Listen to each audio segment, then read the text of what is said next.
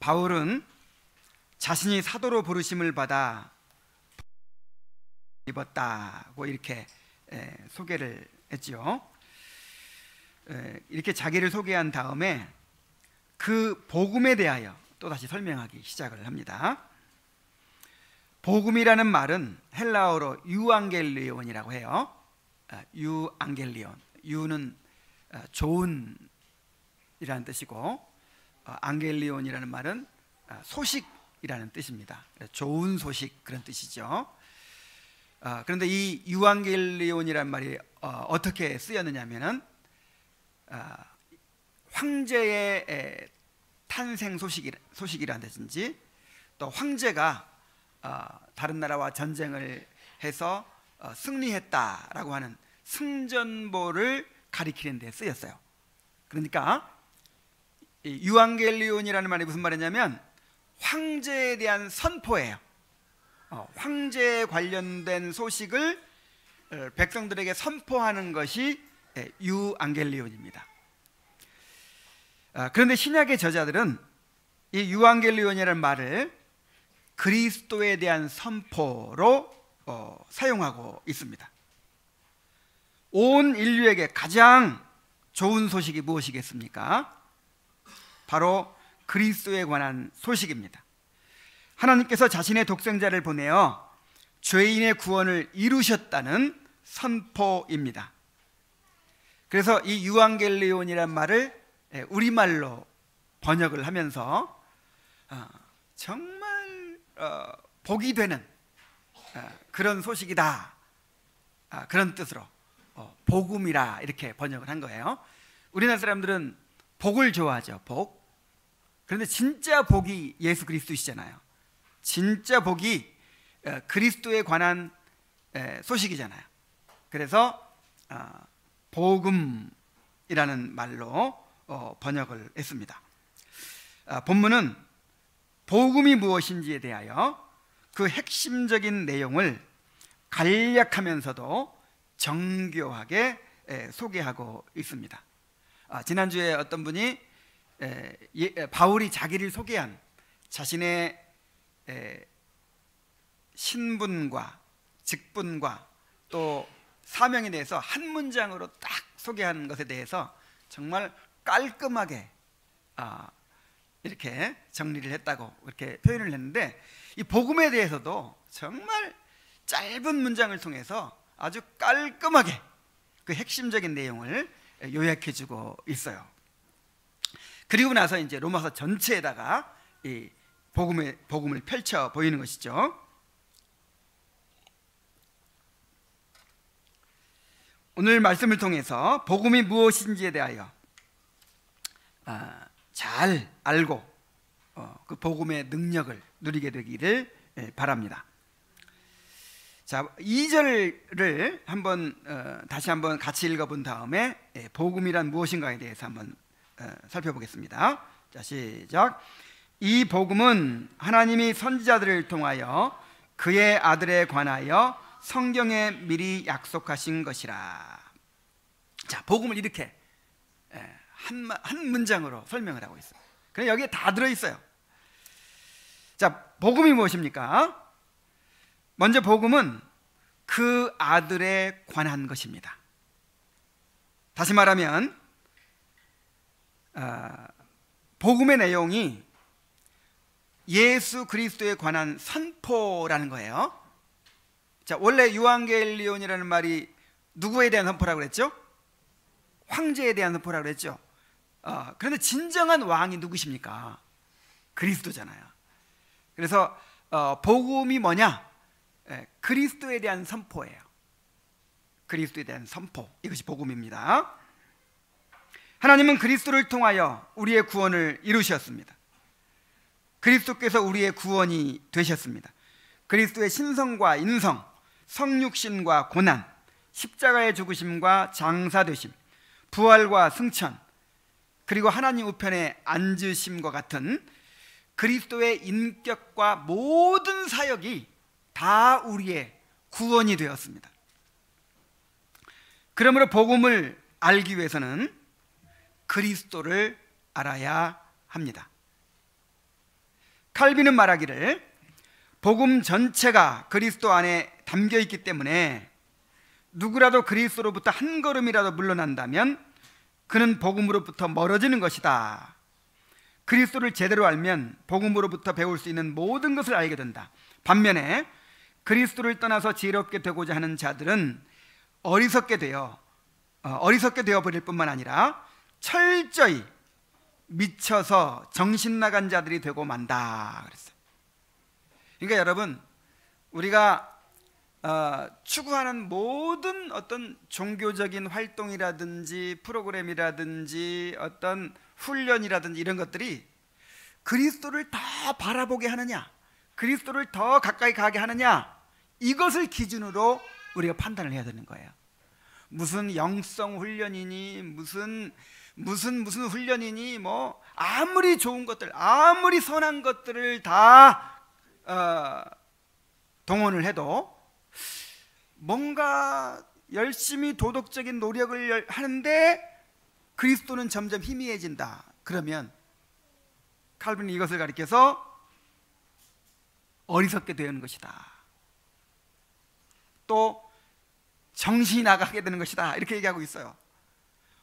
복음이 그리스도인데, 그리스도 안에 모든 것이 있는데 뭔가 좋은 것, 선한 것을 붙드느라고 그리스도를 놓쳐버린다면 이것처럼 큰일이 없는 거예요. 이것처럼 잘못된 일이 없는 거예요. 그리스도를 점점 더 집중하게 되기를 바랍니다. 우리가 말씀을 배우면 배울수록 그리스도가 더 선명해져야 돼요. 그리스도가 더 크게 보여야 돼요. 이것이 올바른 복음입니다. 지난주에 어떤 성도가 그리스도가 우리 눈에 더 크게 보여야 될 것 같다고 이런 고백을 해요. 이런 고백이 나와야 돼요. 말씀을 들으면 들을수록, 경건서적을 읽으면 읽을수록, 아, 내가 더 열심히 행해야지. 아, 내가 젖먹던 힘을 더까지 더 노력을 해야 되겠구나. 아, 우리에게 더 이런 것들이 필요하겠구나. 이런 것이 아니라 점점 누가 보여야 돼요? 그리스도가 보여야 돼요. 우리의 신앙은 그리스도를 알고 그리스도와 연합하고 그리스도와 교제하는 일에 달려 있습니다. 그리스도가 우리 마음을 더욱 크게 차지하고 지배하게 되어야 합니다. 내가 사는 것이 아니라 내 안에 그리스도께 사시는 삶이 되어야 합니다. 그렇게 할 때 우리가 복음의 능력을 점점 더 크게 풍성하게 누리게 될 것입니다. 자, 복음은 누구에 대한 선포예요? 그리스도에 대한 선포입니다. 그런데 이 복음은 하나님이 미리 약속하신 것이라고 했어요. 자, 어떤 사람들은 이렇게 생각을 합니다. 하나님이 처음에는 율법을 통해서 구원받도록 정하셨어요. 그런데 인간이 율법을 지키는 데 실패하고 말았어요. 그래서 하나님이 이제 두 번째 방법으로 이제 그리스도를 통한 구원을 제시하셨다. 이렇게 생각하는 사람들이 있어요. 그런데 그렇지 않습니다. 이 복음은 처음부터 미리 약속하신 거예요. 하나님은 창세전부터 삼위 하나님 간의 구속의 협약을 통해서 그리스도를 통한 구원을 작정하셨습니다. 아담이 타락한 직후부터 은혜의 언약을 세우시고 중보자를 보내주실 것을 약속해 주셨습니다. 그때부터 온갖 계시와 모형과 그림자들을 통해서 그리스도에 관하여 증거해 주셨습니다. 모세에게 주신 율법도 사실은 누구를 증거해 주신 거예요? 그리스도를 증거해 주신 거예요. 죄를 깨닫도록 이제 이 율법을 주시면서도 그 율법과 함께 주신 것이 무엇입니까? 의식법, 이 제사법을 주셨잖아요. 성전을 주셨잖아요. 여기에 복음이 담겨 있는 것입니다. 자, 그렇다면 왜 이렇게 오래 기다리도록 하셨을까요? 아담에게 여자의 후손을 보내주시겠다 이렇게 약속을 하신 후에 예수님이 언제 오셨죠? 적어도 수천 년이 지나서 예수님께서 오셨어요. 그 이유는 이 세상이 그리스도를 맞이할 준비가 필요했기 때문입니다. 하나님은 인류의 죄악이 관영하도록 인류를 죄악 가운데 버려두심으로써 인간이 얼마나 부패한 존재인지를 드러내셨어요. 또한 고대 문명이 발전하게 하시고 대제국들이 일어나게 하시고 인간의 철학과 종교와 권세를 최대한 발휘하고 추구하도록 허락하심으로써 인간 스스로의 힘으로는 구원의 길이 없다는 것이 입증되게 하셨습니다. 그리고 나서 때가 되었을 때 구원자 예수 그리스도를, 약속된 메시아를 우리에게 보내주신 것입니다. 자, 복음은 이렇게 미리 약속된 것입니다. 처음부터 약속된 것입니다. 그런데 어디에 약속되어 있을까요? 선지자들을 통해서 성경에 약속해 주셨다 그랬어요. 자, 여기서 성경은 구약 성경을 가리키죠. 바울 당시에는 구약 성경밖에 없었으니까. 그래서 성경에 약속하셨다 하는 말은 이 구약 성경 전체가 그리스도를 증거하는 책이다 이 말이에요. 주님께서 친히 그렇게 말씀하셨습니다.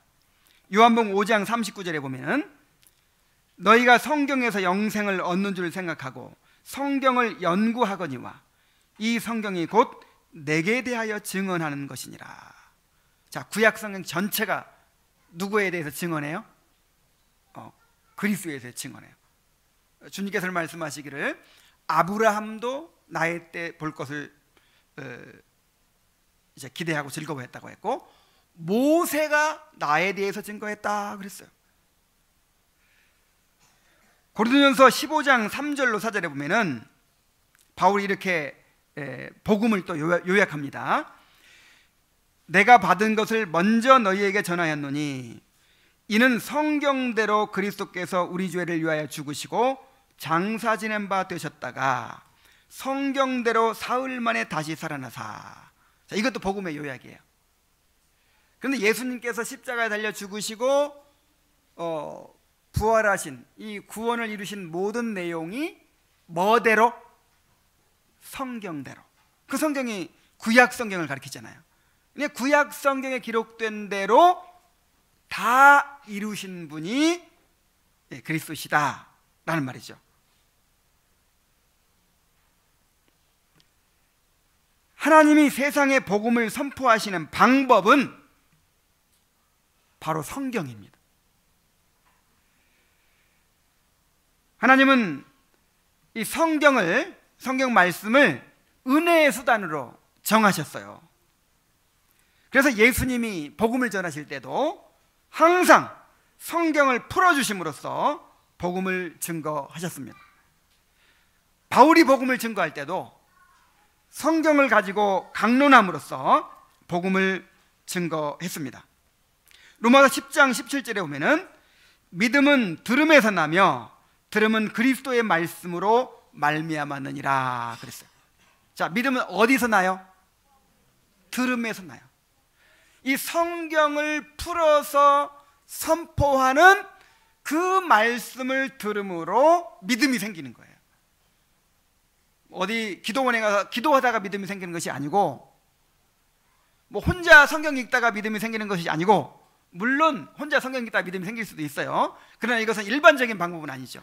주님께서 정하신 이 일반적인 방법은 이 성경을 풀어서 선포하는 이 복음을 들음으로써 이제 믿음이 생기도록 하는 것이죠. 그러므로 복음을 깨닫기 위해서는 성경을 풀어서 선포하는 말씀을 들어야 합니다.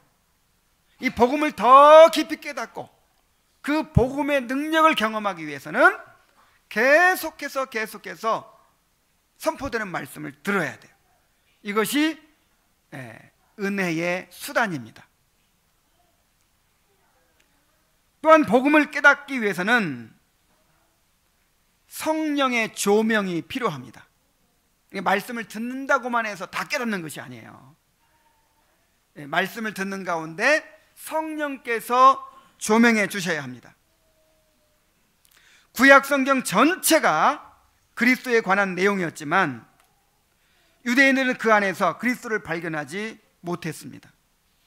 이 구약 성경을 다 외웠어요. 어렸을 때부터 구약 성경을 다 외우고 구약 성경을 그야말로 통달했다고 할 정도까지 그렇게 열심히 공부한 그 율법사들이, 그 랍비들이, 그 성경학자들이 여기서 그리스도를 발견하지 못했어요. 정말 놀라운 일 아닙니까? 구약 성경 전체가 예수님에 대해서 기록했는데 그 구약 성경을 달달 외운 사람들이 거기서 그리스도를 발견하지 못한 거예요. 그래서 이 복음을 바로 깨닫는 것은 절대로 인간의 지혜와 능력으로 안 된다는 것을 그 유대인들이 증명하는 것입니다. 자, 그 이유가 무엇입니까? 이에 대해서 바울은 이렇게 이야기합니다. 고린도후서 3장 15절에서 오늘까지 모세의 글을 읽을 때에 수건이 그 마음을 덮었도다 그랬어요. 자, 수건을 이제 모세가 막 하나님의 영광의 빛으로 얼굴이 빛날 때 백성들이 두려워하니까 수건으로 얼굴을 덮었죠. 그러니까 영광의 빛이 이제 안 보였겠죠. 그렇게 수건으로 영광을 덮어버려서 그 영광의 빛이 안 보이는 것처럼 그 유대인들의 눈이 수건으로 덮여 있다는 거예요. 그래서 구약 성경을 열심히 읽으면서도, 열심히 읽고 그것을 외우면서도 거기서 그리스도를 바라보지 못해요. 발견하지 못해요. 죄는 사람들의 마음을 어둡게 합니다. 사람들은 죄로 말미암아 깊은 어두움과 무지 가운데 갇혀 있습니다. 더욱이 이 세상의 신이, 즉 마귀가 믿지 아니하는 자들의 마음을 혼미하게 하여 그리스도의 영광의 복음의 광채가 비치지 못하게 하고 있습니다. 그러니까 이중적인 어려움이죠. 하나는 인간의 부패로 인한 어둠과 무지, 그리고 이 마귀의 이 극렬한 방해가 있어요. 그래서 하나님의 창조의 능력이 아니면, 하나님의 그 부활의 능력이 아니면 결코 영혼이 거듭나지 못하고 복음을 깨닫지 못한다는 것입니다. 그러므로 우리가 말씀을 들을 때에 성령께서 그 말씀 가운데 임재하셔서 깨닫게 해주시도록 간절히 사모하는 마음으로, 은혜를 사모하는 마음으로 그렇게 말씀을 들어야 될 줄로 믿습니다. 자, 복음은 그리스도에 관한 것이라고 했습니다. 자, 그렇다면 복음이 가리키는 그리스도는 어떤 분입니까? 이제 그리스도가 어떤 분인지에 대해서 설명을 합니다. 3절부터 4절까지를 함께 읽어보겠습니다. 자, 시작. 그의 아들에 관하여 말하면 육신으로는 다윗의 혈통에서 나셨고 성결의 영으로는 죽은 자들 가운데서 부활하사 능력으로 하나님의 아들로 선포되셨으니 곧 우리 주 예수 그리스도시라. 야, 또 예수님이 어떤 분인가에 대해서 아주 간략하면서도 그 핵심을 정교하게 또 요약해주고 있어요. 바울은 본문에서 그리스도의 비하와 승귀의 두 상태를 묘사하고 있습니다. 자, 예수님을 알려면요, 예수님의 신성과 인성을 알아야 되고, 또 예수님의 그 지상의 사역과 또 천상의 사역을 알아야 돼요. 이것을 알지 못하면 예수님을 알지 못하는 것입니다. 그런데 그것이 다 들어있어요, 여기. 자, 그리스도를 어떻게 소개합니까? 자, 그리스도는 육신으로 말하면, 육신으로는 다윗의 혈통에서 나신 분이다 그랬어요. 여기서 육신은, 자, 육신이라는 말이 나올 때 여러 가지 의미로 쓰입니다. 이것이 이제 인간의 이 부패성을 가리킨 말로도 쓰여요. 육신 하면 인간의 죄성을 가리키죠. 죄성, sinful nature, 죄성. 그 다음에 또 몸을 가리킬 때도 있어요. body. 그냥 우리 몸을 육신이라, 육신이 마음에는 원이로도 육신이 약하도록 할 때는 몸을 가리키는 거예요. 근데 여기서 육신은 뭘 가리키는 걸까요? 예수님의 육체와 영혼을 포함한 인성 자체를 가리킵니다. 그러니까 인성으로 말하면 예수님의 인성의 측면에서 말하면 어디서 나셨다? 다윗의 혈통에서 나셨다라고 하는 것입니다. 다윗의 혈통 혹은 다윗의 자손이라는 말은 이제 메시아를 가리키는 표현이에요. 그래서 유대인들은 이 말을 다 이제 메시아로 알아듣습니다. 그래서 유대인들은요, 지나가는 거지도 다윗의 자손이여 나를 불쌍히 여기소서 이렇게 불러요. 그러니까 다 어떤 상식이 있는 거예요. 메시아가 다윗의 자손으로 오신다, 이런 상식을 가지고 있는 거죠. 그래서 예수님이 약속된 메시아로 오셔서 이제 십자가에 달려 죽으심으로 우리의 구속을 이루신 분이다, 이렇게 이제 소개하는 것입니다. 자, 이렇게 인성으로는 다윗의 혈통에서 나셨고, 그 다음에 성결의 영으로는 죽은 자들 가운데서 부활하여 하나님의 능력으로 아들로 선포되셨다 그랬어요.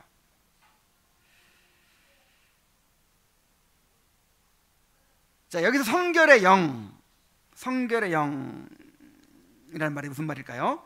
거룩한 영이라는 뜻인데, 일반적으로 성령을 가리킨다, 그렇게 이제 우리가 주석가들이 해석을 하고 있습니다. 그러니까 성결의 영으로는 죽은 자들 가운데서 부활하여 능력으로 하나님의 아들을 선포되셨다. 그러니까 예수님이 성령을 통해서 부활하셨다, 그런 의미가 되죠. 로마서 8장 11절에 보면은 예수를 죽은 자 가운데 살리신 이의 영이, 그러니까 성령이 너희 안에 거하시면 그리스도 예수를 죽은 자 가운데 살리신 이가 너희 안에 거하시는 그의 영으로 말미암아 너희 죽을 몸도 살리시리라. 그래서 하나님이 그리스도를 부활시킬 때 성령을 통해서 부활시키셨다, 이제 이렇게 이해할 수 있는 것이죠. 자, 그런가 하면 또 다른 해석도 있어요.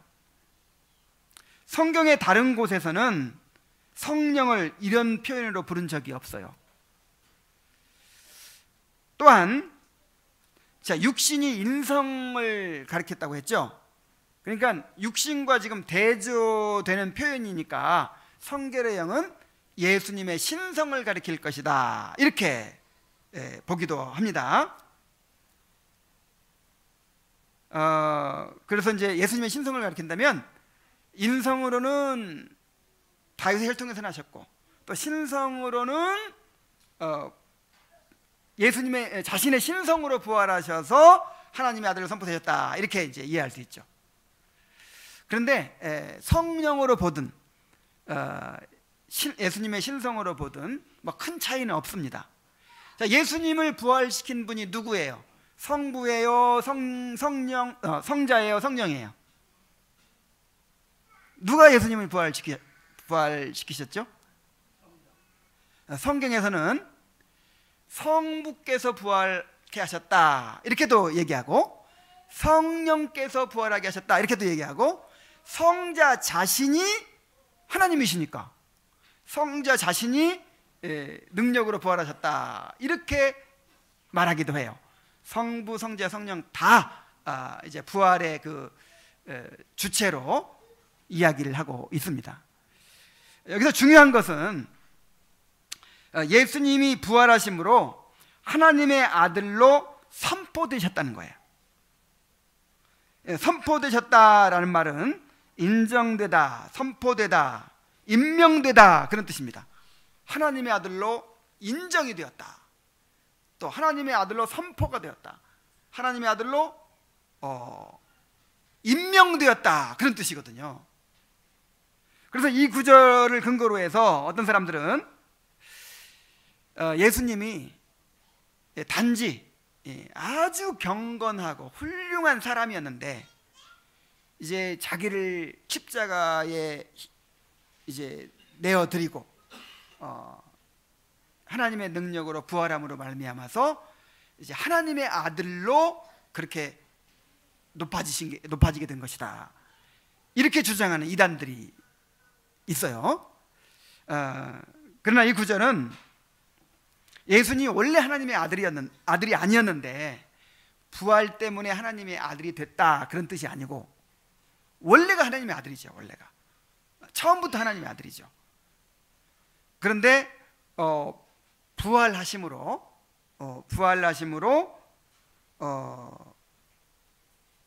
이제 그 높아지신 위치에 올라가셨다 그런 뜻이에요. 이 하나님의 아들이라는 표현도요, 메시아에 대한 표현입니다. 하나님인데 또 아들이라고 한단 말이에요. 하나님이 낳으신 아들. 그래서 하나님이 이제 우리를 위해서 이 땅에 보내시는 그 메시아에 대한 표현이에요. 하나님의 아들.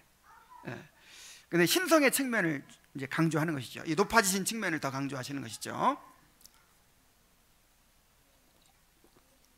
그래서 여러분, 지상에 계실 때는 인성으로 계셨어요, 신성으로 계셨어요?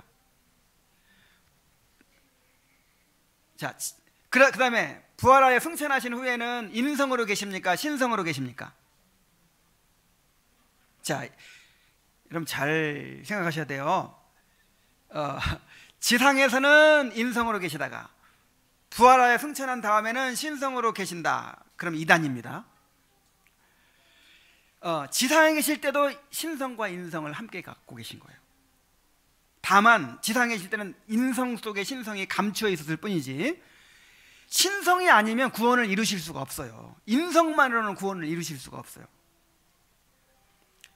지상에 계실 때도 신성을 발휘하셨어요. 바람과 바다를 잔잔케 하시고 귀신을 내어 쫓으시고 병을 고치시고, 이게 다 신성의 능력이거든요. 자, 승천하셔서도 인성이 있어요, 없어요? 인성을 가지고 계시죠. 그래야 우리의 대표가 되시죠. 신성만 있으면 우리 대표가 없는 거예요. 신성과 인성은 분리될 수 있어요, 없어요? 없죠. 그래서 이것은 이 말씀은 예수님의 인성과 신성의 대조가 아니라 예수님의 지상 사역과 예수님의 천상의 사역을 이제 대조해서 말하는 거예요. 근데 우리의 구원을 위해서는 지상의 사역만으로 돼야 안 돼요? 안 되는 거예요. 지상의 사역과 낮아지셔서 비하하셔서 이루시는 사역, 그게 뭡니까? 율법을 온전히 이루시고 십자가에 달려 죽으시고 장사되신 것이죠. 그래서 우리의 구속을 이루신 것이죠. 근데 만약에 부활하셔가지고 이제 높아지지 않으셨다면, 승천하여 하늘 보좌 우편에 앉지 않으셨다면 우리의 구원이 이루어질 수 있어요, 없어요? 완성될 수 없는 거예요. 이제 우리의 구원자가 친히 부활하셔서 자기가 낮아지신 위치에서 이루신 구속을 택한 자들에게 적용시키는 사역, 그것을 지금 하고 계시는 거예요.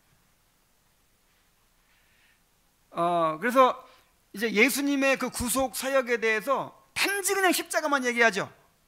단지 그냥 십자가만 얘기하는 거, 이거는 복음의 극히 일부만 얘기하는 거예요. 지금도 예수님께서 우리의 구원을 완성하고 계십니다. 하나님 보좌 우편에서 간구하고 계신다, 이 표현이 단지 우리 암흑의 성도가 잘 되게 해주세요, 우리 암흑에 복 받게 해주세요, 이런 게 아니에요. 구원을 적용하시는 거예요. 그러니까 제사장이 이제 이 대속죄일 날 대제사장이 이제 백성 전체를 위해서 제사를 드리죠. 그러면 번제단에서 제사를 드린 다음에 끝난 게 아니에요. 어떻게 해야 끝나요? 그 피를 가지고 지성소 안으로 들어가요. 지성소 안으로 들어가서 속죄소에 뿌려서 이제 그 제물의 희생을 적용을 해야 돼요. 그 일을 지금 주님께서 하고 계시는 것입니다. 예수님의 그 골고다의 십자가는 번제단이었어요. 번제단에서 자기를 우리를 위한 제물로 내어주셔서 우리의 구속을 이루셨죠. 그리고 나서 이제 어디로 들어가요? 지성소. 지성소는 하나님의 보좌를 가리키는 거예요. 하늘을 가리키는 하늘. 그래서 이제 자기 피를 가지고 하늘로 올라가셔서 들어가셔서 지금 우리를 위해서 중보하고 계시는 것입니다. 우리의 구원을 완성하고 계시는 거예요. 그래서 예수님의 그 지상 사역과 그 다음에 천상의 사역을 지금 요약해서 말하고 있는 것이죠. 그래야 그 예수님의 구원에 대한 정확한 설명이 되는 거예요.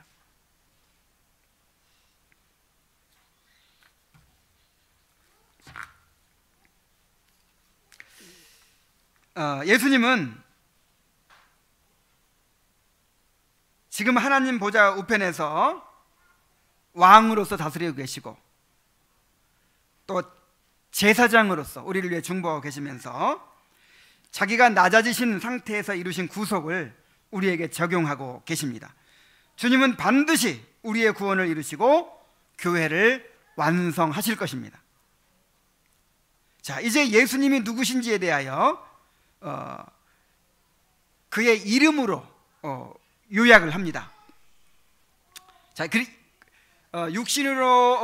육신으로는 다윗 혈통에서 나시고 또 성결의 영으로는 부활하여 능력으로 하나님의 아들로 선포되신 주님께서는 그분이 누구냐? 우리 주 예수 그리스도시니라 그랬어요. 주 예수 그리스도라는 표현은 그리스도에 대한 가장 완전한 표현입니다. 풀 네임이에요. 주 예수 그리스도. 구약에서 하나님께서 자신을 어떻게 계시하시죠? 이름으로 계시하시죠. 여호와라는 이름으로, 그 다음에 엘로힘이라는 이름으로, 뭐 이렇게 여호와 샬롬이라는 이름으로, 여호와 라파라는 이름으로, 여호와 니시라는 이름으로, 이 이름으로 자기를 나타내셨듯이 예수님은 이 이름을 통해서 그분이 어떤 분이신지가 이렇게 드러나 있어요. 예수님도 자기의 이름으로 우리에게 자신을 나타내십니다. 주 예수 그리스도죠. 주 예수 그리스도. 자, 예수가 무슨 뜻입니까? 예수는 구원자라는 뜻으로 인성을 입으신 그리스도를 가리키는 이름입니다.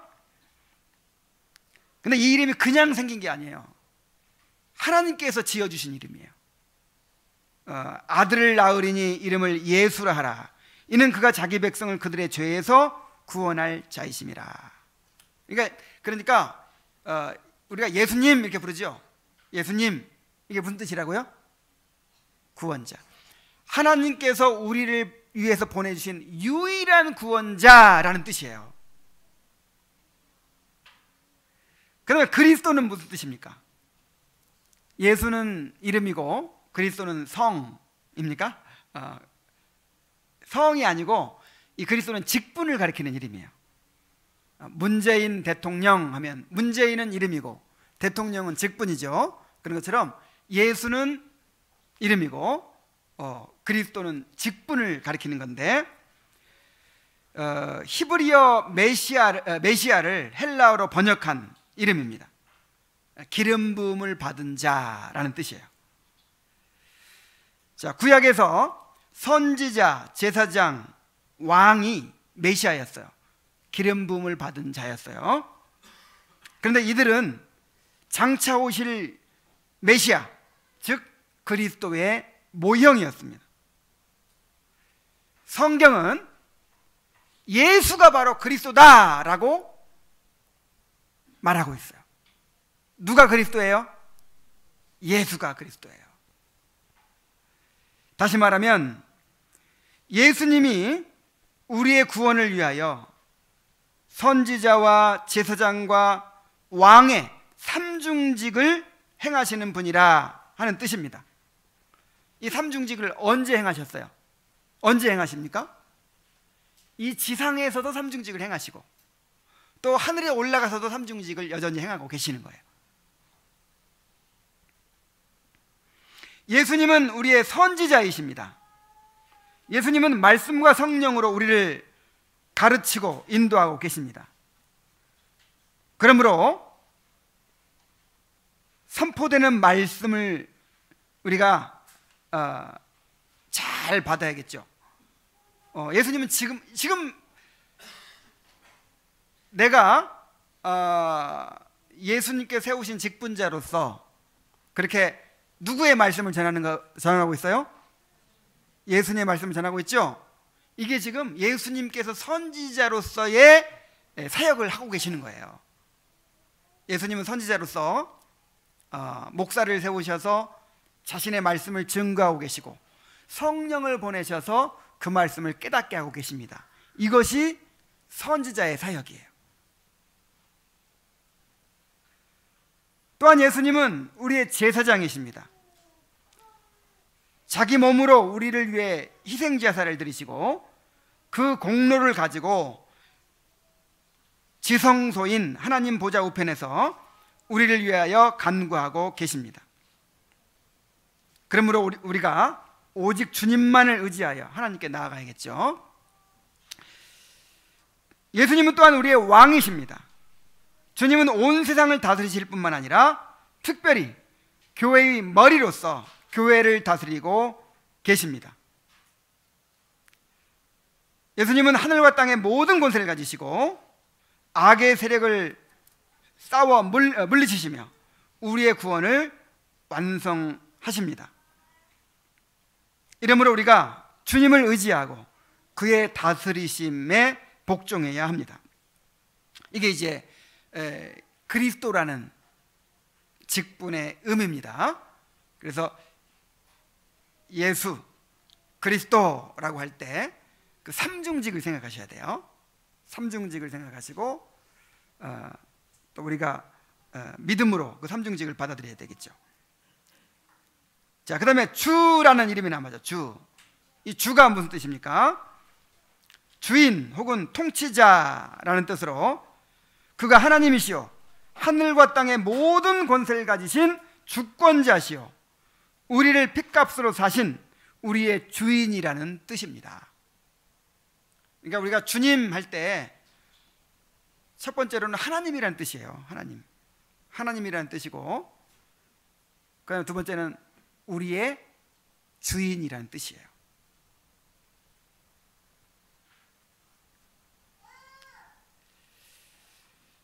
그래서 우리가 예수님을 믿는다는 것은 단지 예수님을 우리의 구원자로만 믿는 것이 아닙니다.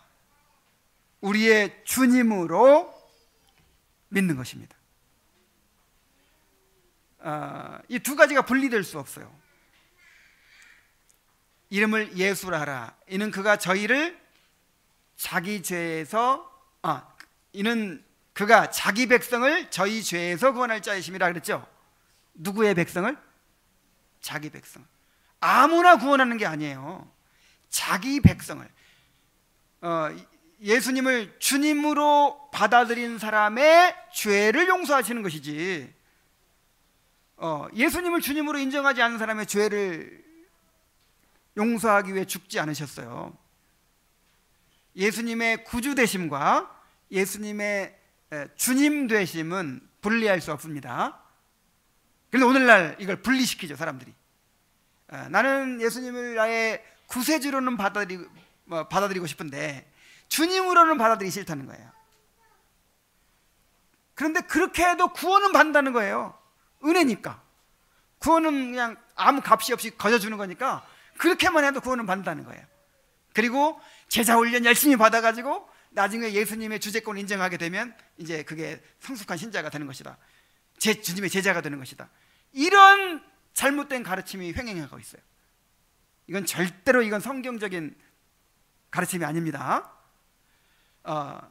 예수님을 구주로 믿는다는 것은 동시에 주님으로 믿는다는 거예요. 그래서 예수님께서 누가복음 14장에 분명히 말씀하셨죠. 나를 따라오려는 자가 자기 부모와 형제와 처자와 및 자기 목숨까지 미워하지 아니하면 내 제자가 될 수 없다. 그 제자가 될 수 없다는 말이 나를 믿을 수가 없다, 성도가 될 수 없다, 그 뜻이에요. 성도와 제자를 이렇게 좀 분리시켜가지고 성도가 열심히 훈련받으면 제자가 되고, 그게 아니고 예수 믿고 구원받은 사람을 처음에는 제자라고 불렀단 말이에요. 그래서 우리가 주님 부르죠. 예수님을 주님이라고 부르면 우리는 당연히 누가 되겠어요? 바울이 자기를 소개했듯이 예수 그리스도의 종이 되겠죠. 그리스도께 속한 사람이요 그리스도를 위해 사는 사람이 되겠죠.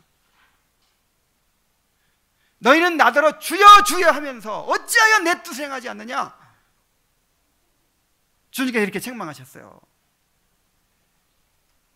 우리가 주 예수 그리스도를 부르면서 이 이름에 담겨 있는 대로 그렇게 고백하고 믿고 받아들이게 되기를 바랍니다. 자, 이와 같이 복음은 우리 주 예수 그리스도에 관한 선포입니다. 자, 그런데 이 복음에 대하여 한 가지 더 이야기할 것이 남아 있어요.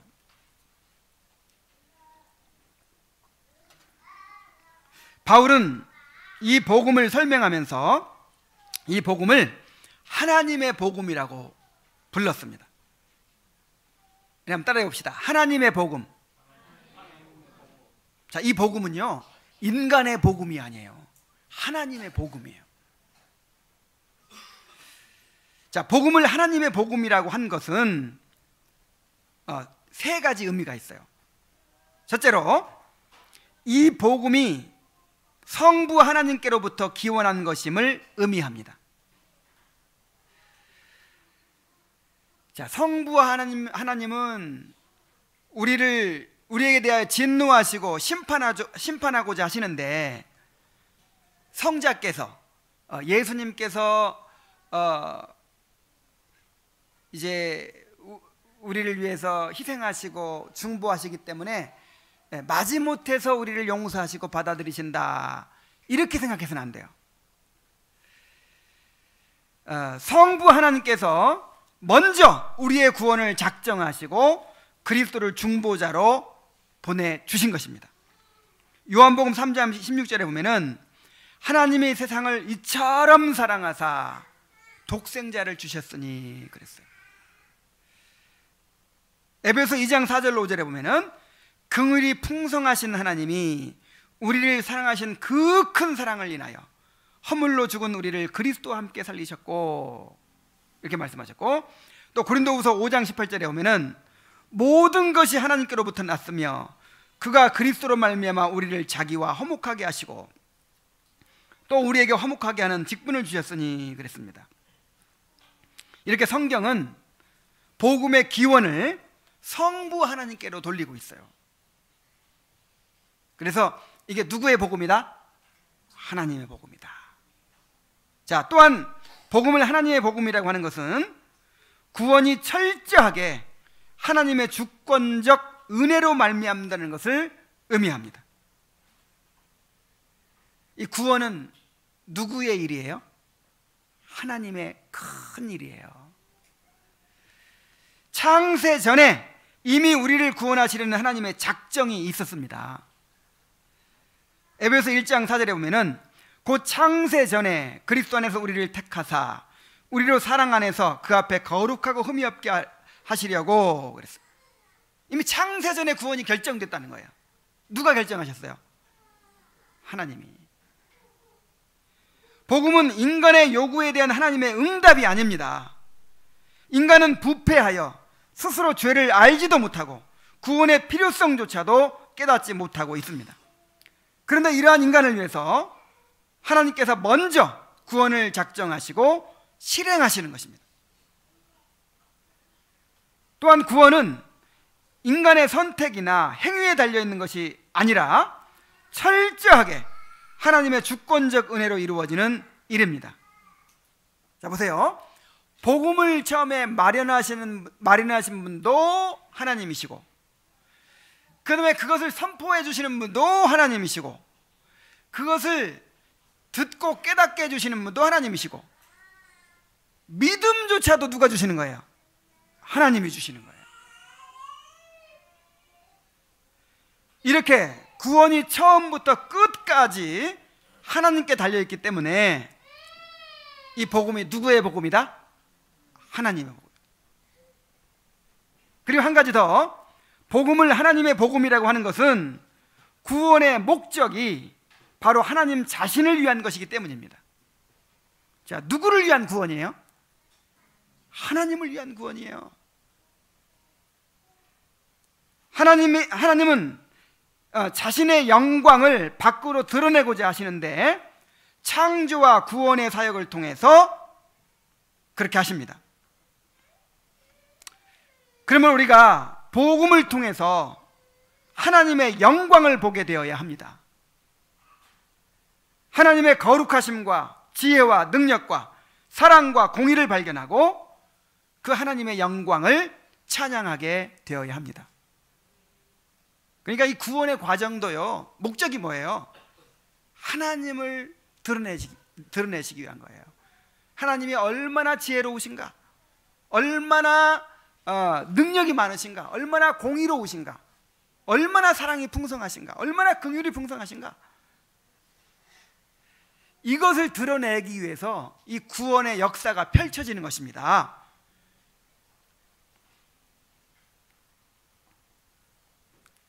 복음의 목적은 하나님이 어떤 분인지를 알게 하는 것이요, 자기중심적으로 살아가던 사람들을 하나님께로 돌이키는 것이요, 이제 자신을 위하여 살지 않고 하나님의 영광을 위하여 살아가게 하는 것입니다. 이게 하나님을 위한 복음이에요. 바울은 로마서 11장까지 복음을 다 설명하고 나서 이렇게 외칩니다. 그러니까 로마서 1장부터 11장까지가 복음을 설명한 것이고, 이제 12장부터 16장까지가 복음을 어떻게 우리가 복음적으로 살아갈 것인가를 말하는 것이죠. 삶에 대해서 말하는 것이죠. 근데 복음을 다 설명하고 나서 11장 33절에서 이렇게 감격스럽게 외칩니다.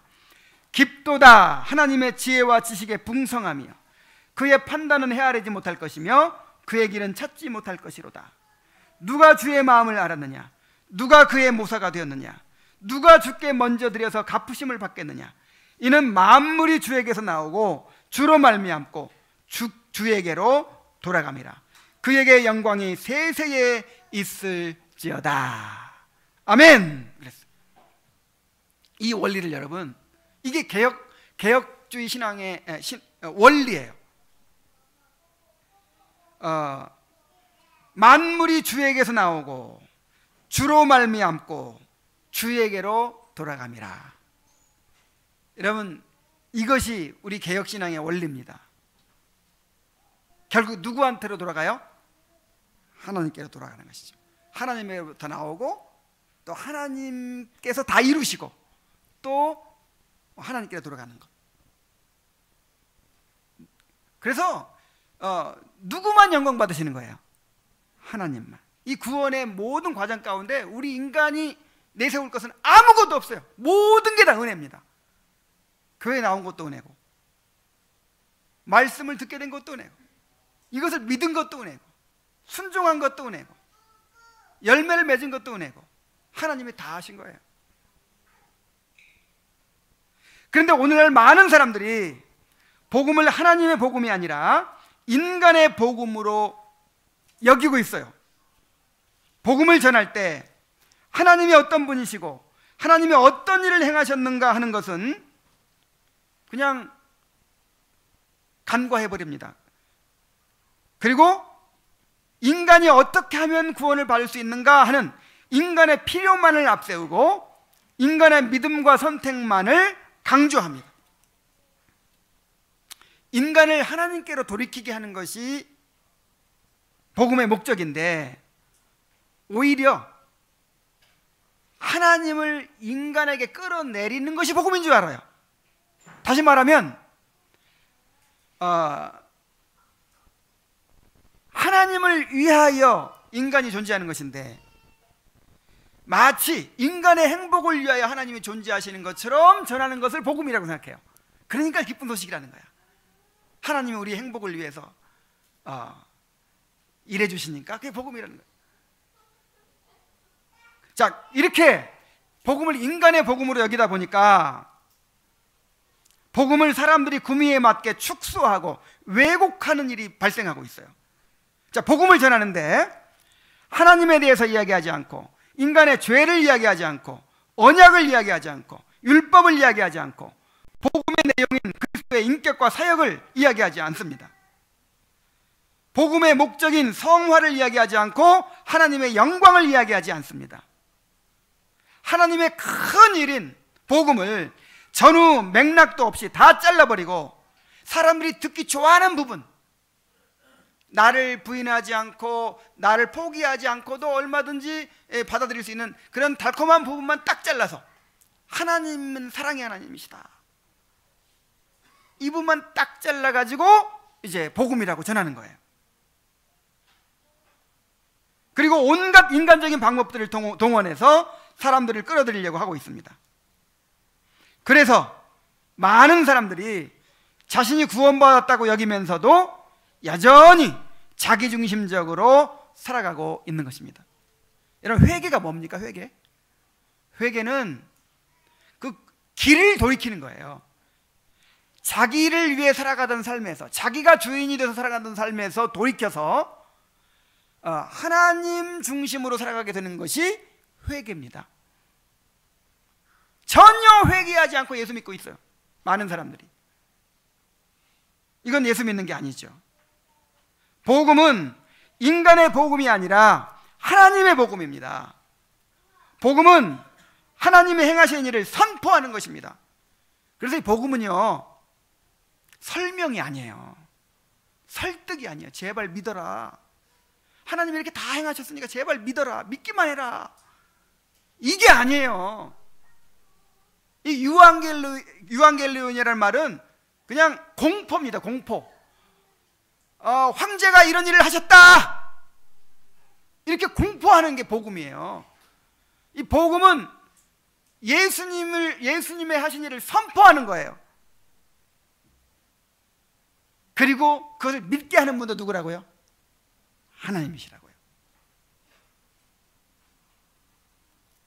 이 복음에서 인간이 중심이 아니라 하나님이 중심이 되셔야 합니다. 하나님을 알고 하나님을 높이고 하나님께 자신을 드리게 되어야 합니다. 우리가 복음을 이제 계속해서 배워간다면, 복음을 깨달아간다면, 자, 이런 열매가 드러나야 되겠죠. 우리 사랑하는 성도들이 복음을 바르게 알고 또 더욱 깊이 깨닫게 되기를 바랍니다. 그리하여 그 복음의 능력을 더욱 풍성히 누리게 되기를 바랍니다. 기도하겠습니다. 하나님 아버지, 우리가 복음을 들을 수 있는 이 귀한 특권을 누리게 하시니 감사드립니다. 성령께서 우리를 조명하여 주셔서 이 복음을 바르게 깨닫게 하시고 또 깊이 경험하게 하셔서 참으로 복음으로 말미암아 하나님의 영광을 보게 하시고 하나님의 영광을 위하여 살아가는 우리들이 될 수 있도록 인도하여 주옵소서. 예수님의 이름으로 기도하옵나이다. 아멘.